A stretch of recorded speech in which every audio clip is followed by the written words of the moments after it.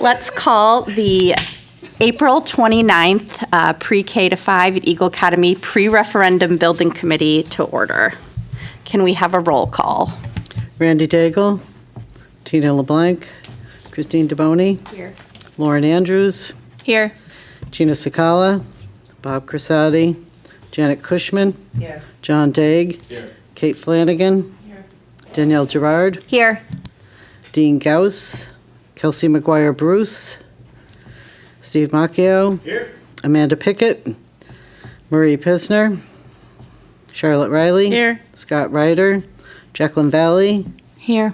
Jeff Wazinski, Here. Justin Hopkins, Antonia Ciavarelli, Here. Got it. Chris Cycli. Thank you. All right, did everybody get a chance to read the meeting minutes from April 8th, 2026? If so, any comments, corrections, et Motion to cetera? approve? Can I have a second? All right, and all in favor? Okay, minutes are approved. All right, let's move on to the presentation by the architect. Thank you. Good evening, everybody. Jeff Wazinski, principal at Tecton Architects. Antonia Ciavarella, architectural designer at Tecton.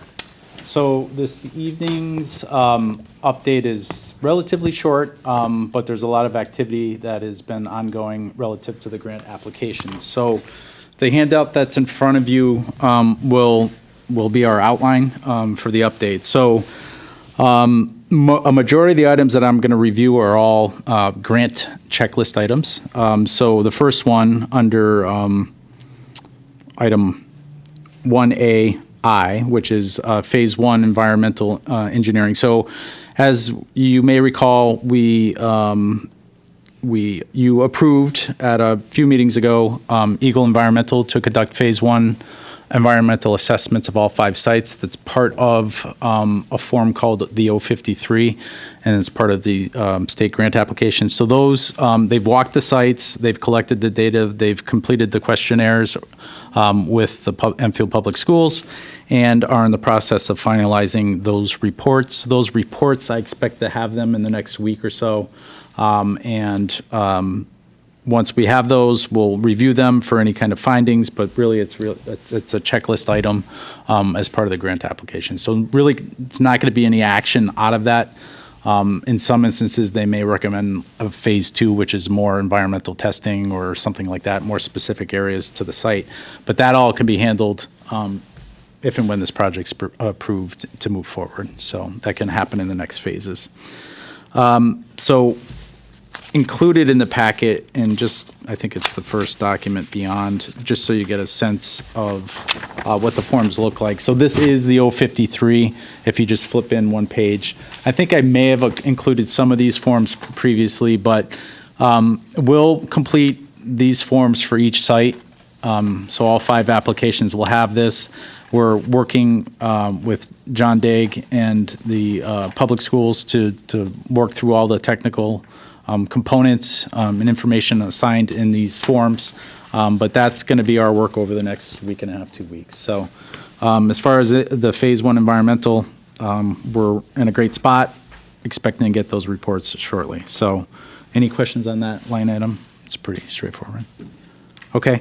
So the ed specs, we went through the process of developing, submitting drafts, receiving comments, revising all of the educational specifications for all 5 projects, and had a board meeting on April 8th where we gave a brief presentation and answered a series of questions related to the projects.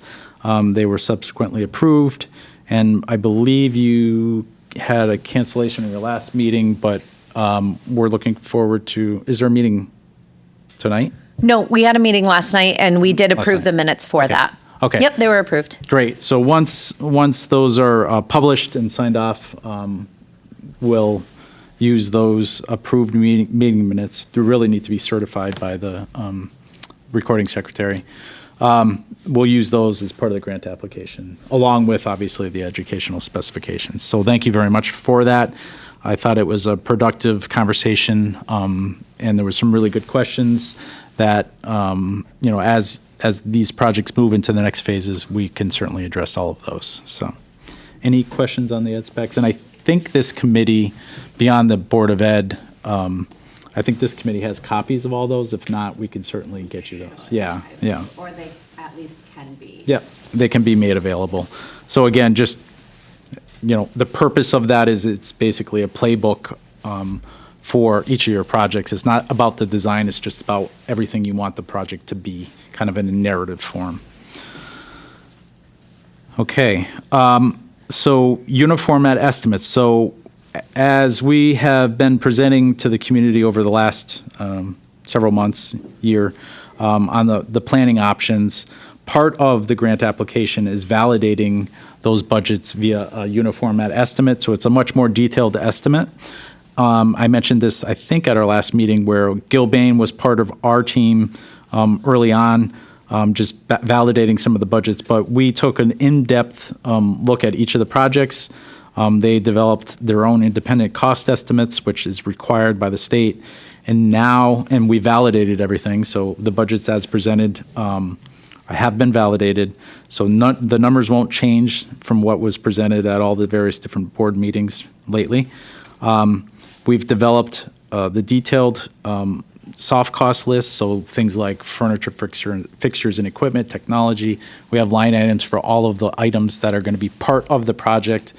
That all rolls up into this estimate. So my expectation is that we will work with Chris Cycli, Gil Bain, Tecton to get all of that populated in the uniformat, and then it needs to be uploaded to it's called BizNet, which is kind of a portal that the state tracks all the costs related to projects.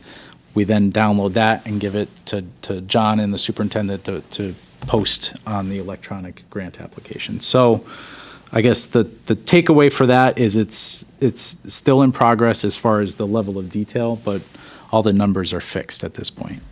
So that is like the total cost, not reimbursement wise, correct? That is the total project cost, correct. Without reimbursement? Without reimbursement. Okay. So, Do we have a set number? I'm sorry if I'm skipping ahead. No, go ahead. Do we have a set number currently for what our reimbursement is? I just want to make sure that factual information is Sure. continued to be Yep. given and accurate. Because numbers, obviously, we've seen many things that you have given us that this is what reimbursement should be, as long as waivers are done and everything like that. Some people randomly are throwing out 75% or 70%. I'm like, where are you getting these numbers? Because that's not what has been given to us. So, yeah, it's a great question. So we've been consistent with what our projection is as far as the base reimbursement, which is a published fixed rate. And then you have those multipliers, those incentives, the 15% for the early childhood and the 15% for specialized ed.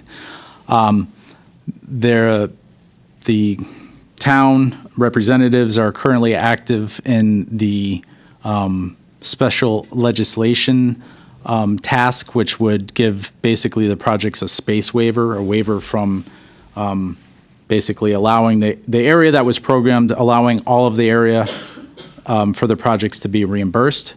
So we should know that. The session ends on the 6th, so we'll know that in fairly short order. And with confidence, and this is the very reason why we were asking and promoting to get this into this session's special legislation, is so that come fall for the referendum, you're going to know exactly, what you're basing your reimbursement on. So if everything goes as planned, as the drafts have indicated, the reimbursement rate that we've been presenting is going to be generally what you'll see for the projects. So it wasn't 75, it was I think the base rate was around 70, and then you add the 15%. I think we've been carrying around in between 80 and 82%. There are going to be some, they'll call them ineligible costs. So ineligible costs are, and many of you have gone through projects like this. So anything outside the property line, like if you need to go run a water line connection to the street, to the other side of the street, or run part of a sidewalk down the road just to connect. Anything outside the property line is ineligible for reimbursement. So that's one example of what would be ineligible. It's the easiest one I can give. So long story short, and I'll give you an update. I think it's a little further on this agenda on the special legislation. But long story short is we will tune them up and finalize them as best we can based on all the information we have after the 6th, once we know definitively what was included in the special legislation. So, Perfect, thank you. So by like the next meeting? Yes, Okay, absolutely. wonderful. Yeah, my goal is or our goal is to have 90% of all the checklist items completed, which are, maps and 053s, all the forms.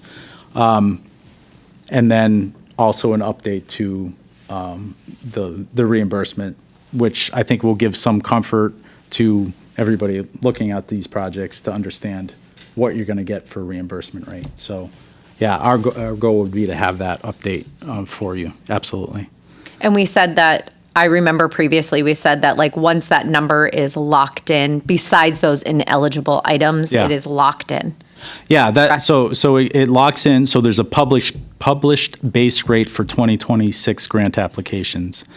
That, without a doubt, is your base rate going in. If you submit your grant application before June 30th and it's accepted, which we have every belief that it will be, that is going to lock in your base rate. So if they change the rates up or down next year, that's for next year's grant applications. They change every year, but it's pretty modest.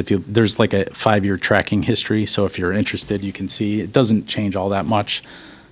I think I mentioned this before. What's changed, I think, what the most significant change in this year's tables have been the delta between the renovated new and the new. They've changed a lot of those percent. They used to be 10% across the board.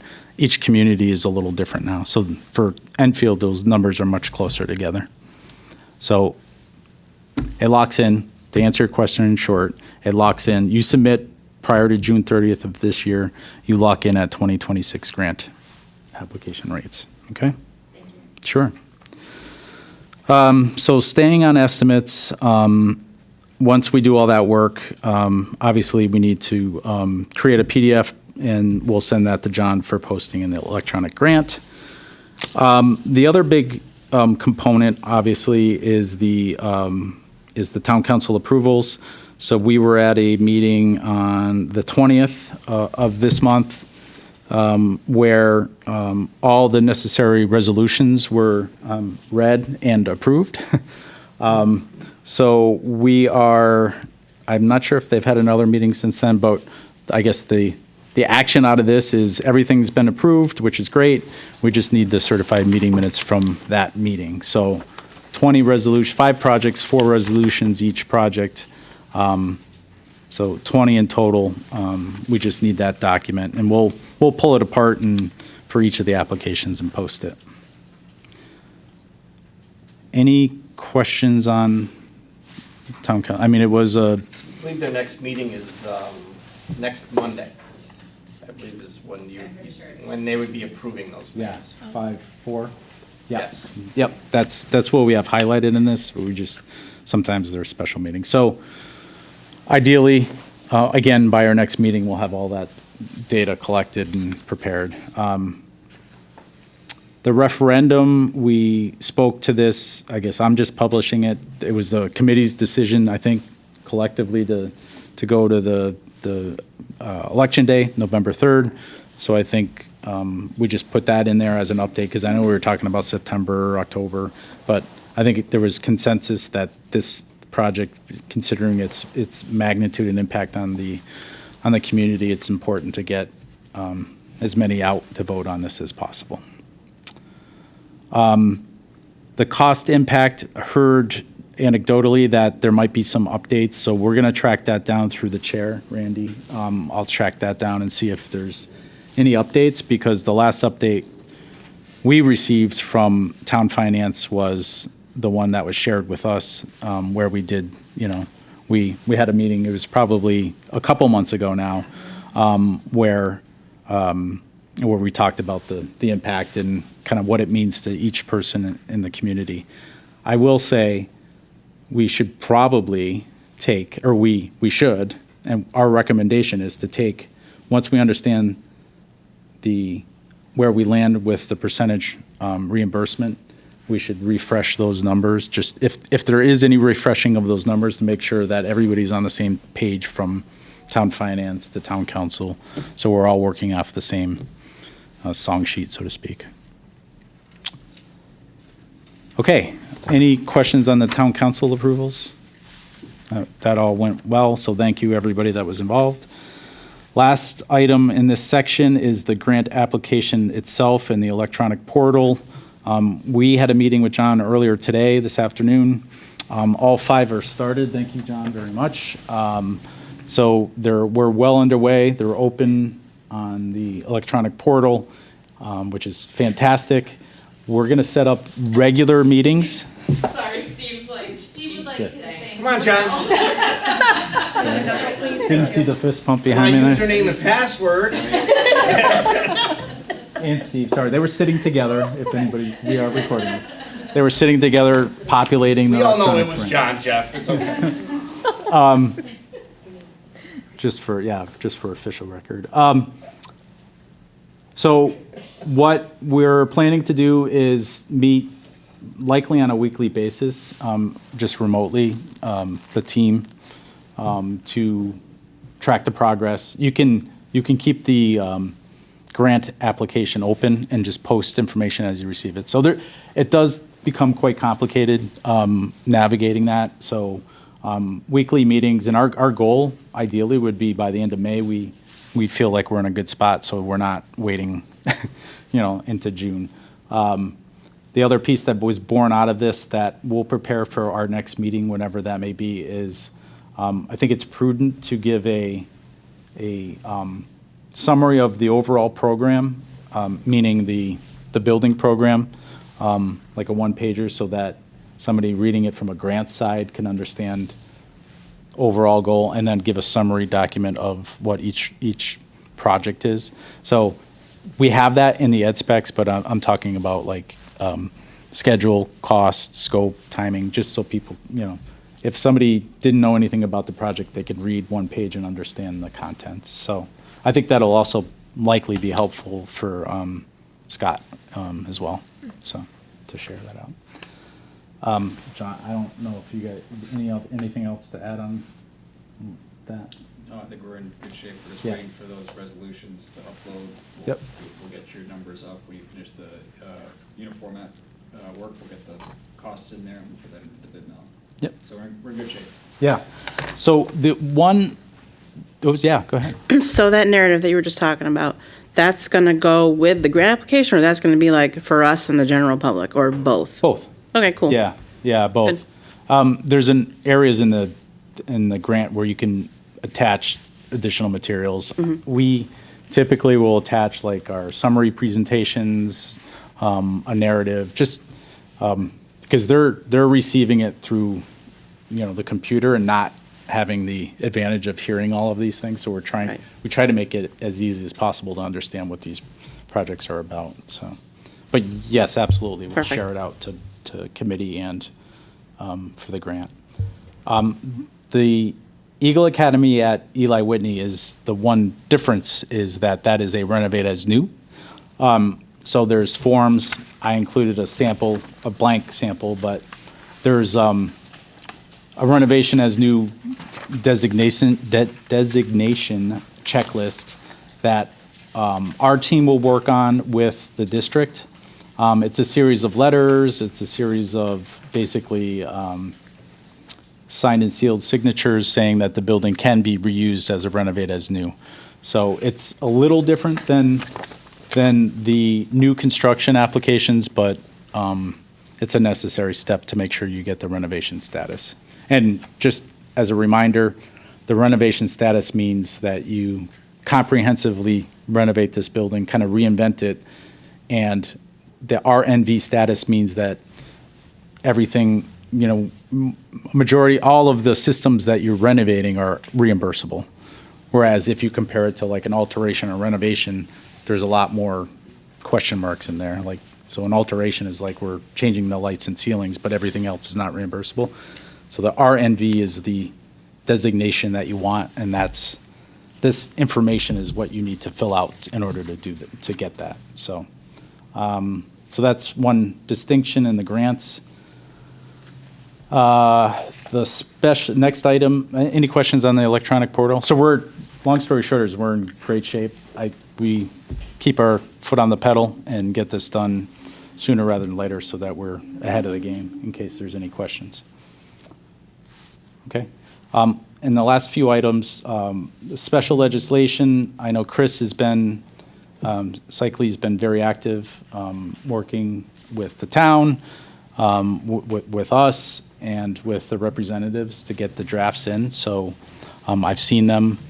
We're hopeful that all that works its way into I'm not sure exactly what bill it's going into, but we'll find out in the next couple days. So I think safety in numbers, there's a lot of communities doing this. So my hope and expectation is that you'll get everything that I've seen in draft. It closes on the 6th, so you'll know next week. I already mentioned tax impact, so once we know that definitively after the 6th, we'll take a look at reimbursement impacts, update our numbers if they need to be updated.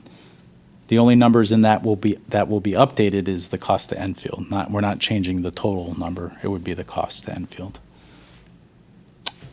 And then I think the effort turns to a slightly different kind of mode where I think Scott has already been ready, able, and willing and preparing for kind of that next step in the communication. We're, of course, here to, if there's more community meetings that need to be scheduled, we can certainly have those. And if I know there's a lot of activities over the summer, there's a big fair. If there's things that need to be, if we need to get facts out there, we certainly can help with all the materials, and Antonio has already shared some drafts of those. So overall, we've hit our schedules. We're making good progress on the grants, and all the asks of all the different committees have been pretty much achieved. So appreciate thank you, Antonio, all the help. Jeff, I believe the bill, as I look it up, is House Bill 5150. So we'll track that. Usually it all gets in there last minute. So. And you landed right when I summarized and finished. So I'm happy to go back to anything and everything. But Watch the video. we went over primarily, no presentation tonight. We primarily went over all the activities we've been participating in over the last 3-4 weeks. And the takeaway is that we're in good shape. Already started the grant application. So my biggest concern right now, and unfortunately, Scott is not here. So my biggest concern is getting this information, the proper and accurate information, out to our residents, because honestly, it is kind of hard for people to navigate the website when it comes to our district. I think that we need very, very clear and detailed information given, and that's not happening right now. So there is a lot of misinformation that is going out.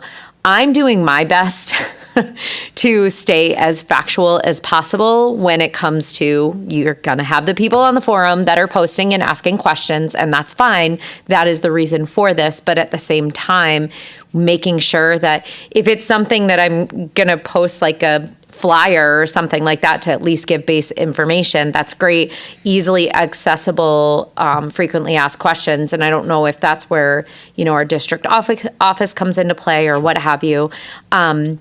But if it's something that you guys already have as far as like those forms that we could give to people or show people, that's going to really drive this forward. I always tell people, I'm like, send an email if you have questions. Like, they're looking at those emails. Like, this is not just a random email address that you're sending stuff off to, I'm always giving that email address because I know that if there's some serious questions, you guys are going to answer them or at least direct them, put them in the right direction.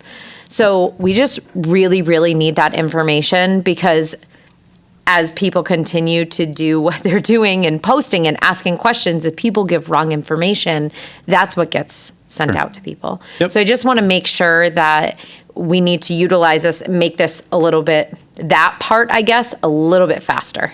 Yep. I don't know how else to put it. You know what I mean? In the kindest way possible. And I know that you guys can only do so much, but we definitely need to get that out there. Yep, we have a good FAQ from the previous community conversations, and I think to your point, there was a lot of well, if this space waiver gets done, and if that. So once these things become clear, we can put more definition to those statements, and I think that'll help everybody.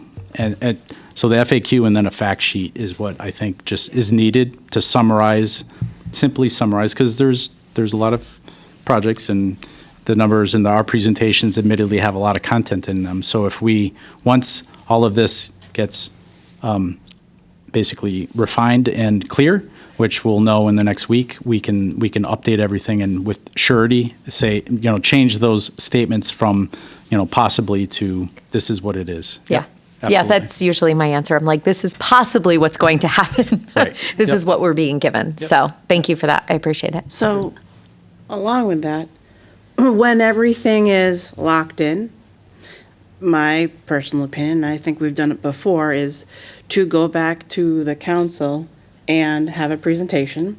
And while we have the presentation, I know ETV is highly technologically advanced, and they can put, the website on the bottom. Maybe we can get lucky and they can put a QR code down there. But I think that's definite. We need to just go back one more time when everything's solid and give them the whole rundown. Absolutely. Yep. Can we schedule another community conversation too? I thought that was a really good idea and a good way. And I think if we can get more information out there, more people will come to a community conversation. Because there is still a lot of people that I talk to that have no idea this is happening, it just is what it is. So, I don't know, I just thought it was a really good idea and I got a lot of good feedback on that. Sure. There wasn't a lot of people there, but if we can do Yeah. better, I think I think it'll help with clarity to some of these questions once we have it more defined. Yep. So I apologize for being late. I was at another committee meeting just before this. My fear, Danielle, is that a lot of those comments are not exaggerations, but we still need to do this. That's my biggest fear, and that although people say, and this is not a comment toward you, it's actually a comment more for Randy's information, I'm sure he's going to watch this, is there has to be a plan B. Whether we want it to happen or not, there is an actual possibility that this will not be voted in. So we do need a plan B, and we need the real and factual numbers, because I do believe that this is less expensive than plan B. But we need those real numbers so that people can compare and say, hey, listen, this is going to cost us this much over this year, this amount of time. Mm-hmm. But we can't Band-Aid these buildings anymore. They really need to be fixed. And that will be more expensive because that will all be on our shoulders. But we really do need to have those numbers available for people to see. Because I believe it's important that we do this. But we have to put that all out there for people to really make a decision. And we have those numbers because when we tried to get the pre-ref going again, me and Steve sat there and gave them how much was going to be, so we could just update those That would numbers. be So it's not perfect. like- That's my whole point. We've given, those numbers have been given Right. through numerous times. Jeff and Antonia have provided those numbers. And his favorite slide, correct me if I'm wrong, one of the bucket fills, right? That's my favorite. I mean, those are the numbers. That is your plan B. No, and I understand that, but I'm here in all of these. Plan B is you get no reimbursement. I understand that. I just need to, I know. I Everything understand comes out that. of pocket. Yeah. And you have no advancement for the kids regarding space, regarding programming. You don't have to convince me. I know that as a committee, we need to Dean, I convince the need you. town. Respectfully, I need you to convince your constituents, because they're the ones begging for Plan B. We've been here, we've been dealing with this for now 6 months. Enfield has done this to itself. Oh, I understand that. Well, you can't keep doing it to yourself, because the buildings are gonna fall down, and then you're really gonna be in a pickle. We don't need to be, boilers on trailers again. Well, that's That was where a we're headed. disaster, right? That was a disaster with JFK. I think it just doesn't need to be sugar-coated. And I feel like some of the Exactly. stuff ends up getting sugar-coated, and it's like, oh, somebody's going to come up with a Plan B, but nobody's coming up with a plan. There's no Plan B. Realize that Plan B will occur regardless. Right. So if the referendum doesn't pass, then that number, that $211 million number. That isn't has- being That's reimbursed. not being reimbursed, that has to be done. I don't think people understand that. I think people believe that if I vote no, I can vote no on both of them. That if I vote no, the 211 million doesn't have to happen because I didn't vote for it. I think people believe that if I vote no, it's no for both, when that's not the case. I think that's what's not clear. Right. Is that it's yes for the referendum, or it's yes for the more expensive item. That I don't think people understand. Yes, I'm going to use Donna Suzak's famous words. If you vote no, the problem doesn't go away. Simple as that. Logistically, when can we, and this is, I guess, a Scott question, maybe Christine, from past, like the PAC, right? Like, it's getting the word out. It's not using a website because no one goes to websites. Like, they go to social media, they go to events. Like, when can the PAC, what do we need? I know we needed a date. We have a date.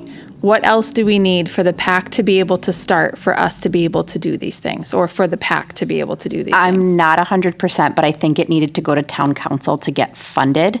I'm not sure if that's on any agendas or it already went to an agenda, but we can find that out. When town council bonds it for referendum is when the PAC can start and when we have Say to that- I'm officially. sorry, I missed the When first- the council bonds it for referendum Okay. is when we can't talk in favor or against Mm-hmm. it. It's just, it is what it is. And then the PAC can start after that. And realistically, how far away is that? Yeah. It should be relatively soon because as soon as the grant application gets sent in, it should happen right after that. Yeah, I'm not certainly an expert in this area, but the resolutions spoke to the referendum, the project being, put on the referendum. I guess I shouldn't. We should look into this and because there were 4 resolutions taken to submit the grant application. So I had thought, and maybe incorrectly so, that those resolutions would allow the PAC, but That is what I remember from last meeting. I feel like we Yeah. talked about it, and I feel like it was supposed to be the 20th. So something might have happened there that I'm just might not be aware Right. of. Yeah. So that it may have already been okay, but we'll find that out and then we'll start moving forward. Maybe if you could touch base with Randy and maybe have Randy send an email to the committee. Yep. With an update, so we don't wait until the next meeting and it keeps getting pushed and pushed and pushed. That would be helpful. Sure. I always remember, because the guy from either bond council or some lawyer always shows up when we have a referendum and he tells everybody the same thing. Now that it's here, you can't talk about it in favor or against. He always comes, and he hasn't come yet, so I'm. No. yeah. So it may not have been the resolutions that they took the other day. But And I've been speaking now, on Facebook or the world. It's been a lot of very factual, I'm not for or against this. Regardless, like you said, we need to be maybe not sugarcoated anymore when someone's like, oh, so what's this going to cost? And just be like, it's going to cost us. I mean, I said it last night, hundreds of millions of dollars if we do not do anything. That is literally what I said last night. If we don't do a single thing, it is going to cost us hundreds of millions of dollars. Plain as day. So, I mean, I don't know. I think we just need to start getting PAC on that and find out that answer. Perfect.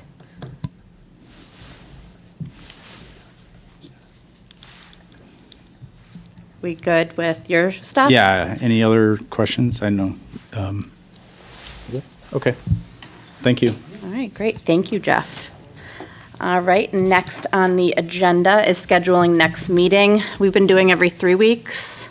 Is that still legitimate? Yes, so it would be May 20th.